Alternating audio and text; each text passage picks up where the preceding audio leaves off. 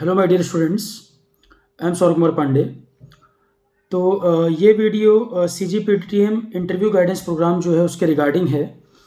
जैसे कि कल इंफॉर्मेशन आई कि 3rd वीक ऑफ मार्च इसमें रिज़ल्ट जो है वो रिलीज़ हो जाएगा और अप्रैल में इंटरव्यू स्टार्ट होंगे इसके। तो रिज़ल्ट डिले होने का एक तो ये कारण रहा होगा कि इतने सारे ब्रांचेज़ हैं, इतने अलग अलग ब्रांचेज़ के स्टूडेंट अपीयर हुए, तो उतनी सारी कॉपी चेकिंग के लिए जो एक्सपर्ट्स चाहिए वो ढूंढना एक डिफ़िकल्ट टास्क है। क्योंकि आप देखेंगे इतनी सारी ब्रांचेज एलिजिबल थी तो उतनी कॉपी चेकिंग कराने में समय गया और एक्सपर्ट मिलना ही मुश्किल काम था। दूसरा पार्ट अब ये है कि एक इन्फॉर्मेशन तो उन्होंने दे ही दिया कि 3rd वीक ऑफ मार्च में रिज़ल्ट रिलीज़ करेंगे, तो मान के चलें कि 20 तारीख तक रिज़ल्ट आ जाएगा और अप्रैल में इंटरव्यू स्टार्ट होंगे। अब इंटरव्यू भी काफ़ी लोगों के इंटरव्यू होने हैं, तो जिनका स्टार्टिंग में पड़ जाएगा अब उनके लिए ये है कि मान लो किसी का इंटरव्यू 2 अप्रैल या 5 अप्रैल को पड़ जाए तो वो तैयारी वगैरह कैसे करें। इंटरव्यू प्रोग्राम आरोहन पे मैंने पहले भी स्टार्ट कर दिया था और ये कहा था कि 50% से ऊपर जिसको लगता है कि स्कोर बन रहा है उसको इंटरव्यू कॉल आने के चांसेस हैं। मेरा अपना जो अनुभव कहता है मैं उसके अकॉर्डिंग बोल सकता हूँ आपको कि 50% के ऊपर अगर स्कोर आ रहा है तो ज़्यादातर ब्रांचेज़ में इंटरव्यू कॉल आने की पूरी उम्मीद है। तो काफ़ी स्टूडेंट इंटरव्यू प्रोग्राम में इनरोल्ड हुए भी। उसमें हमने अभी तक 3 सेशन कर लिए हैं। आईपी के लेक्चर्स मैंने बच्चों को बोला था रेडी करने के लिए। आईपी वाले लेक्चर्स यूट्यूब पर भी अवेलेबल हैं। उसके अलावा हर स्टूडेंट से इंडिविजुअल टेलीफोनिक इंटरेक्शन चल रहा है। 50% से ज़्यादा बच्चों से इंडिविजुअल इंटरेक्शन हो भी चुके हैं।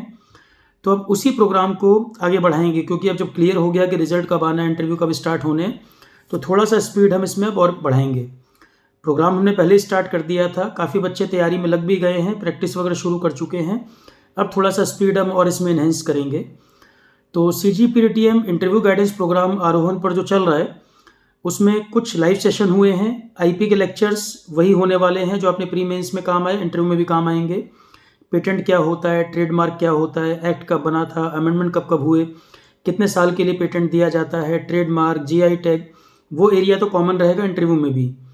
दूसरा, आपकी जो कोर ब्रांच है कम से कम 3 सब्जेक्ट उसके रेडी कर लेना क्योंकि कोर ब्रांच के क्वेश्चन भी पूछेगा। अल्टीमेटली तो कोर के लिए हायर कर रहा है आपको, बायोटेक्नोलॉजी है, बायोमेडिकल है या सिविल इंजीनियरिंग है, मैकेनिकल है, तो कोर ब्रांच के कम से कम 3 सब्जेक्ट पे कमांड तो होनी चाहिए क्योंकि टेक्निकल आपको रेडी करना है। अब आरोहन पे जब मैं इंटरव्यू कंडक्ट कर रहा हूँ तो टेक्निकल तो मैं नहीं करा पाऊंगा, उसमें टेक्निकल आपको रेडी करना है अपना, जो जिसकी ब्रांच है वो रेडी करिए। जनरल टॉपिक्स जितने भी हैं, आपकी प्रोफाइल से क्वेश्चन क्या बनेंगे, इंडिविजुअली हर बच्चे से मैं इंटरेक्ट कर रहा हूँ जो भी इंटरव्यू गाइडेंस प्रोग्राम में इनरोल्ड है, और एक काउंसलिंग में लगभग 30 मिनट्स के आसपास लगता है। तो जो बच्चे भी आरोहन पे इनरोल कर रहे हैं, ऑलरेडी काफ़ी बच्चे इनरोल्ड हैं, तो इनरोलमेंट के बाद थोड़ा सा वेट भी किया करें, 2-4 दिन वेट जरूर करें क्योंकि अब एक दिन में अगर मैं 10 घंटे भी काउंसलिंग करूंगा तो 20 बच्चे कवर हो पाएंगे और एक काउंसलिंग कम से कम 30 मिनट्स ले जाती है। जिन बच्चों से इंटरेक्शन हो चुका है उनको पता भी लगा होगा कि पूरा डिटेल्ड इंटरेक्शन होता है। तो कुछ लाइव सेशन हुए, अभी होने भी हैं। उसके बाद हर बच्चे से पर्सनल इंटरेक्शन, उसकी प्रोफाइल के अकॉर्डिंग क्या क्या पूछ सकता है। फिर मैंने बोला है कि मोबाइल में वीडियो रिकॉर्डिंग ऑन करके जितने क्वेश्चन मैंने लिखवाए हैं उनको प्रैक्टिस करें, फिर वीडियो रिकॉर्डिंग को चला के देखें क्या उनको कमी लग रही है, इम्प्रूवमेंट करें। इसके बाद जैसे जैसे आपकी इंटरव्यू की डेट आती जाएगी, गूगल मीट या वीडियो इंटरेक्शन के द्वारा एक सेशन में कंडक्ट करूंगा। जैसे अभी मैं मान लो ये वीडियो बना रहा हूँ तो सामने आप दिखेंगे मुझे उस पर, तो प्रैक्टिस जब आप फाइनली बताएंगे एक मॉक इंटरव्यू टाइप का करूँगा मैं, जिसमें मैं क्वेश्चन पूछूंगा, आप आंसर करें। तो फाइनली मेरा एक फीडबैक क्या रहेगा, उसके बाद भी आपके पास हफ्ते 10 दिन का समय होगा खुद को इम्प्रूव करने के लिए, क्योंकि इंटरव्यू का लास्ट स्टेप है तो किसी भी तरह का रिस्क ना लें। प्रैक्टिस वगैरह मैंने पहले ही बोला है, शुरू कर चुके हैं। हर बच्चे को पर्सनली गाइड भी कर रहा हूँ मैं कि जब प्री हो गया, मेंस हो गया, अब इंटरव्यू की कॉल आ जाएगी तो लास्ट स्टेप में किसी भी तरह का रिस्क ना लें। इंटर कैसे करना है, बोर्ड को विश कैसे करना है, ड्रेस कैसी रहेगी, उसके अलावा आई कांटेक्ट कैसे मेंटेन करना है, क्वेश्चन को आंसर कैसे करना है, हर चीज़ की प्रैक्टिस करने की ज़रूरत है। ये ग्रांटेड ना लेके विश तो हम कर ही लेंगे, इंट्रोडक्शन तो हमको आता ही है, आता ही ऐसे नहीं सोचना। आप हर चीज़ को प्रैक्टिस करें, ईच एंड एवरीथिंग, कुछ भी स्किप नहीं करें क्योंकि लगातार प्रैक्टिस करते रहेंगे तो वो आपको नेचुरल लगेगा 10-12 दिन के अंदर, और आप सोचेंगे इंटरव्यू के दिन पे ही सीधे मैं इसको ट्राई करूँगा तो कुछ ना कुछ गलती कर बैठेंगे। प्रेजेंटेशन ही यहाँ पर मैटर करेगा।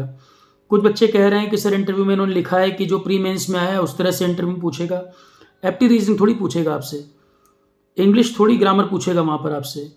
उसके कौन से टॉपिक आ सकते हैं, उसमें से आपका आईपी के टॉपिक्स और आपके कोर टेक्निकल के एरिया, जो आपकी ब्रांच है उसके एरिया। जो बच्चे नोटिफिकेशन के हिसाब से बोल रहे हैं कि सर जो सिलेबस था वहाँ से क्वेश्चन आएंगे, उसमें आपसे क्वेश्चन बन सकता है आईपी के टॉपिक्स, वो ऑलरेडी इंटरव्यू प्रोग्राम में डाल दिए हैं मैंने।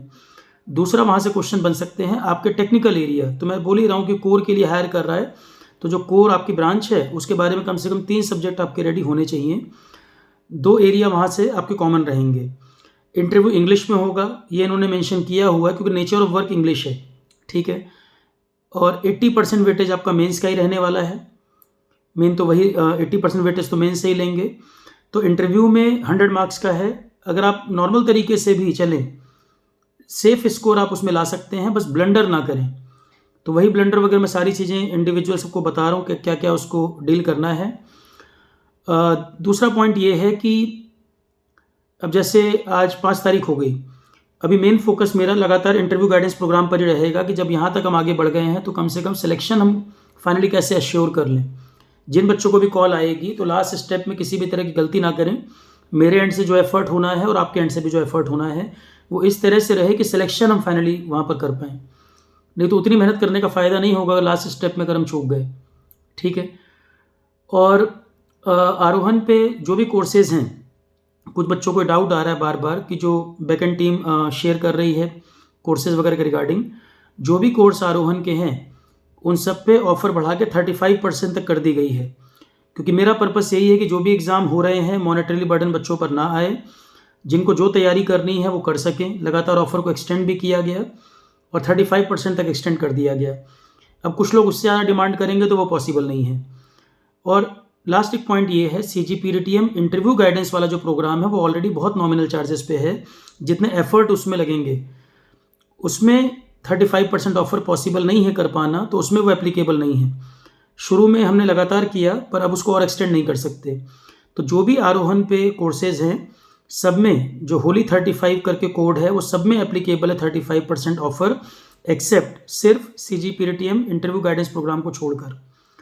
CGPTM इंटरव्यू गाइडेंस प्रोग्राम पर वो ऑफर अप्लाई नहीं है और 1200 के आसपास का कोर्स है वो तो उसमें नहीं ऐड कर सकते।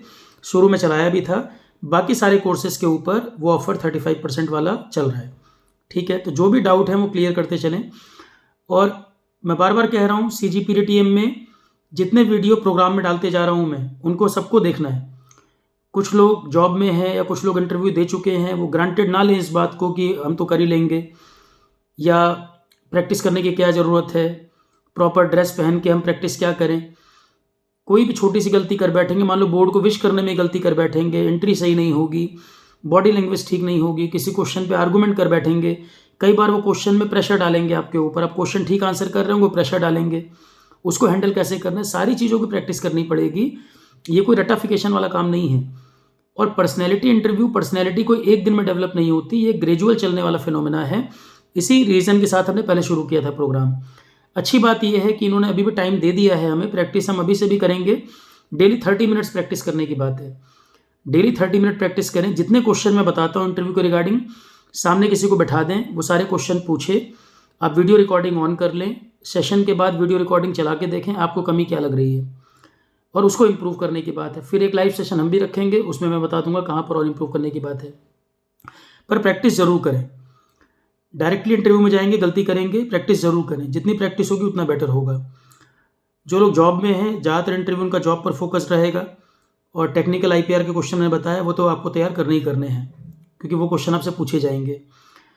उसके बाद एक पॉइंट आपका ये है कि जिस जॉब के लिए आप जा रहे हैं, मान लो आप फ्रेशर हो, आपने कभी कोई इंटरव्यू नहीं दिया, आप एग्जामिनर ऑफ पेटेंट ग्रुप पे गेस्टेड जॉब अगर ये है तो आप एक ऑफिसर की तरह बिहेव करना शुरू करें।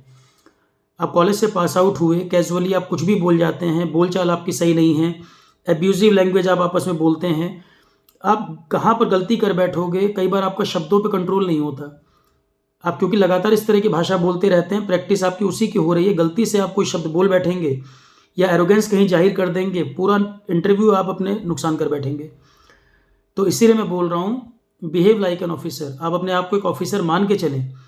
अभी आपके पास 25 दिन, मान लो इंटरव्यू अप्रैल में शुरू होना है, तो 25 दिन अभी से भी मान लें, तो 25 दिन कोई भी गलत शब्द ना बोलें, एक प्रॉपर ऑफिसर की तरह की पर्सनैलिटी डेवलप करने की कोशिश करें। जैसा किसी ऑफिसर को देखकर आप एडमायर करते हैं, उस तरह से आप बनने की कोशिश करिए। आप ओवरनाइट पर्सनैलिटी डेवलप नहीं कर सकते, लगातार इस पे काम करने की ज़रूरत है। हर शब्द आपका नापातुला हो, बॉडी लैंग्वेज आपकी प्रॉपर हो, एरोगेंस चेहरे पर ना झलकता हो, कॉन्फिडेंस चेहरे से झलके, क्वेश्चन को ध्यान से सुने, पेशेंस के साथ आंसर करें, हड़बड़ी नहीं करनी, इन सारी चीज़ों की प्रैक्टिस करनी है। और शब्दों पर ज़रूर कंट्रोल रखना सीखें। अभी तक आपने क्या किया वो नहीं मैटर करेगा, पर आपका जो अभी पास्ट एक्सपीरियंस है वो प्रेजेंट को ख़राब ना कर दे। तो कोशिश करें कि आज से ही जिनको भी इंटरव्यू लग रहा है कॉल आनी है, वो प्रैक्टिस शुरू कर दें। कम से कम बोलचाल, बिहेवियर और जो इंटरव्यू के लिए मैंने बोला है, बाकी धीरे धीरे चीज़ें जो सब हैं, विश करना, आई कांटेक्ट, इन सब चीज़ों की प्रैक्टिस करना शुरू कर दें। 20-25 दिन में आप बहुत कंफर्टेबल फील करेंगे। आपको इंटरव्यू में दिक्कत नहीं आएगी सर कि कोई ब्लंडर कर बैठा मैं, नहीं तो ब्लंडर कर बैठेंगे, लास्ट स्टेप है, बहुत बड़ी कॉस्ट चुकानी पड़ जाएगी। प्री हो गया, मेंस हो गया, लास्ट स्टेप में जाके गड़बड़ कराए। और ओवर कॉन्फिडेंट नहीं होना है। आप कितने भी अच्छे कैंडिडेट हैं, पर आप सोचें कि बिना प्रैक्टिस के आप अच्छा परफॉर्म कर लेंगे। कि मान लो सचिन तेंदुलकर बहुत अच्छे प्लेयर थे, सीधे वर्ल्ड कप खेलने चले जाएं कि मैं अच्छा प्लेयर हूँ, प्रैक्टिस ही ना करें, तो शायद वो परफॉर्म नहीं कर पाएंगे। तो इसलिए आप कितने भी अच्छे कैंडिडेट हैं, कितना भी अच्छा एकेडमिक्स है, आप जॉब में हैं, किसी भी प्रोफाइल पे हैं, अगर आपको इस इंटरव्यू में जाना है तो प्रैक्टिस ज़रूर करनी है। चाहे कितना भी कॉन्फिडेंस आपको आ रहा हो, प्रैक्टिस ज़रूर करनी है। और हर सेशन में आप इवैल्यूएट करेंगे, कुछ ना कुछ गलती हो रही है, उसको इम्प्रूव करते चलना है। ठीक है, तो जो इंटरव्यू गाइडेंस प्रोग्राम चल रहा है, जो बच्चे शुरू में वेट कर रहे थे, इस वीडियो के डिस्क्रिप्शन में उसका लिंक भी शेयर कर दूंगा मैं। जो एनरोल करना चाहे कर सकता है, पर मैं चाहता हूँ जो सिंसियर कैंडिडेट हो वही एनरोल करे।